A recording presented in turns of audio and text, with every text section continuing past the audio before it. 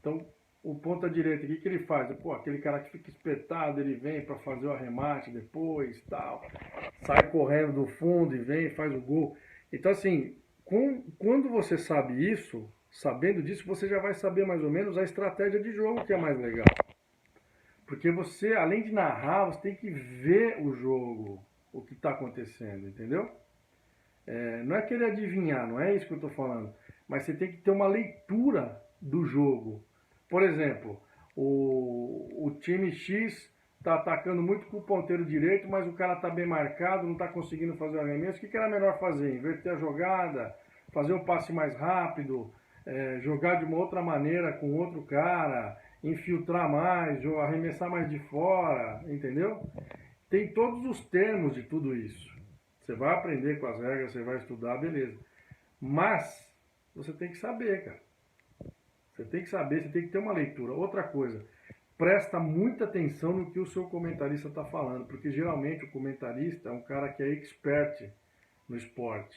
Então presta atenção, pergunta para ele, pô, o que está acontecendo aqui, o cara fez isso, o cara fez aquilo, não fez, e vai falar com ele. Entendeu? Existem livros de regras que você pode baixar em PDF na internet, você pode comprar também numa livraria se você preferir. Eu gosto muito de livros, que você consegue ver os livros, né? Eu gosto muito disso. Então, eu acho que é por aí. Você tem que ter esse discernimento na tua carreira para tentar fazer as coisas acontecerem da melhor maneira possível. Certo? Não é uma questão de certo e errado, mas tem um jeito de se fazer. Tem uma maneira de se fazer. Não é só chegar lá, pegar o nome dos caras e começar a falar. Tem as questões das pronúncias, que eu já dei outras dicas falando sobre isso também. Você tem que ficar ligado nas pronúncias, perguntar. Outra coisa muito importante nos esportes coletivos, os apelidos, cara. Os caras têm apelidos, entendeu? Muitos jogadores têm apelidos, então a gente tem que parar e observar, perguntar como é que é o apelido desse cara, pô, esse cara joga onde, o que esse cara faz, tá, a vida do cara. Às vezes um detalhe da vida pessoal dele é importante, né? Ele é sobrinho de um cara que foi campeão olímpico, sabe essas coisas? Então isso é legal você saber. É legal você não cair de paraquedas, cair de balão numa transmissão, entendeu? Porque isso, além de demonstrar que você sabe o que você está falando, demonstrar seu conhecimento a respeito daquilo, isso é uma coisa que vai só gerar comentários positivos sobre você, impressões positivas sobre o seu trabalho, entendeu? Então isso é muito importante. Vamos falar agora de qual esporte? Eu falei rugby e falei handball. Vamos pegar um outro esporte coletivo. O polo aquático. O polo aquático tem várias peculiaridades na regra. Tem que prestar bastante atenção. Sempre alguém sai do jogo. O rugby e o handball também. Sempre tem 2 minutos. No rugby são 10, né?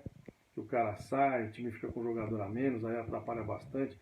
E direto acontece isso no polo aquático. Direto, direto, direto. Então você tem que saber. Tem os posicionamentos dos caras também. Eles invertem os posicionamentos. O que pode fazer, o que não pode. Por que um lance foi falta e o outro não foi. Entendeu? O que cada jogador pode fazer. Tem o lance da toquinha que tem um número, às vezes você não consegue enxergar direito, entendeu? Então assim, e o esporte coletivo ele tem um ritmo muito rápido para você narrar, qualquer um deles. Você não pode ficar moscando na hora que você está narrando, entendeu? Você não pode ficar pensando no que você vai falar. Esse é o grande lance, a grande dificuldade que eu vejo dos caras que estão querendo aprender a narrar. Pensar muito no que vai falar. Então você não pode ficar pensando no que você vai falar. Você tem que pegar e falar, meu. Não pode gaguejar, não pode titubear. Eu, quando eu comecei a narrar, eu pensava muito nas coisas que eu ia falar. Eu tinha esse problema de pensar muito nas coisas que eu ia falar. Então isso era complicado para mim. Claro que com o tempo você vai pegando prática, você vai desenvolvendo, vai destravando, porque não é só destravar a língua, é destravar o cérebro também. Então chega um momento que é como você dirigir um carro. Quando você começa a dirigir um carro, já reparou como é que é?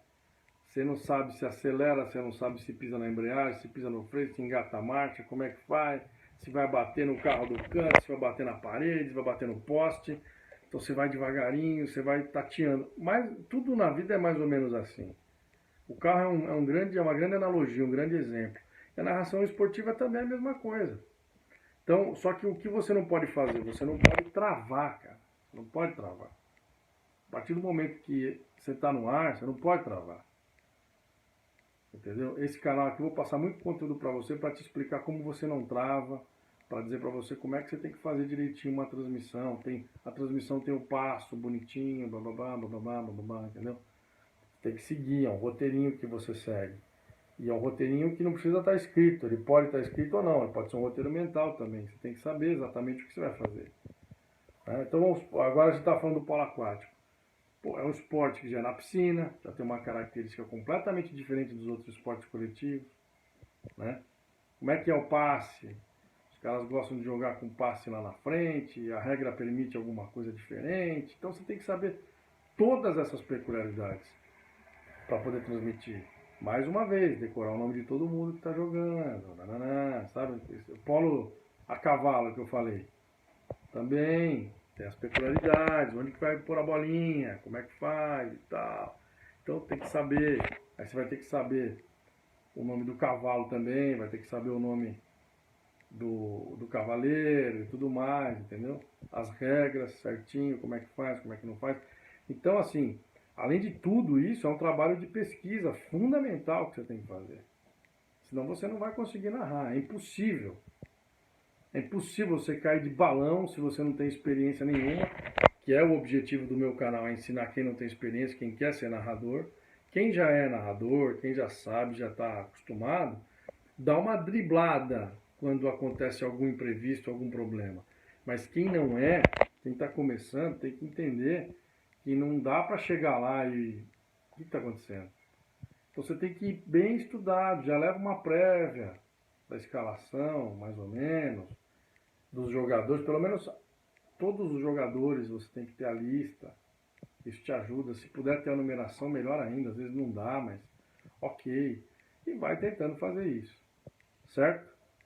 Vamos falar agora do basquetebol.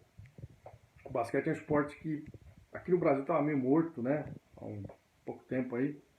O basquete deu um up muito legal, o advento da NBB, o advento da NBA, né, passando em mais canais aqui, sempre TV aberta também e tal.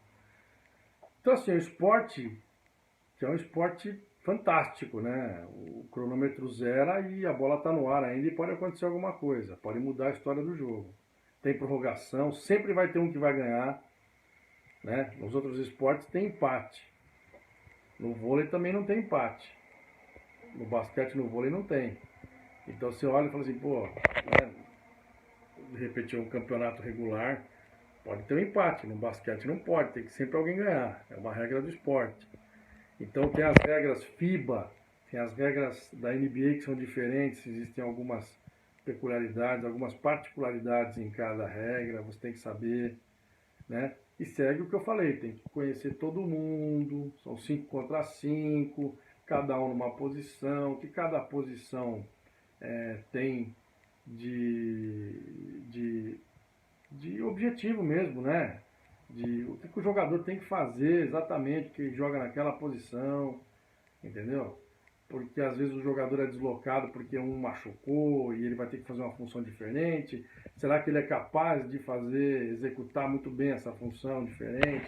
Então tem tudo isso que você tem que saber, mas para isso, por exemplo, você tem que conhecer o jogador, saber que ele joga na posição 1, 2, 3, 4 ou 5. Se o cara joga na 4, será que ele é capaz de fazer a função da posição 5?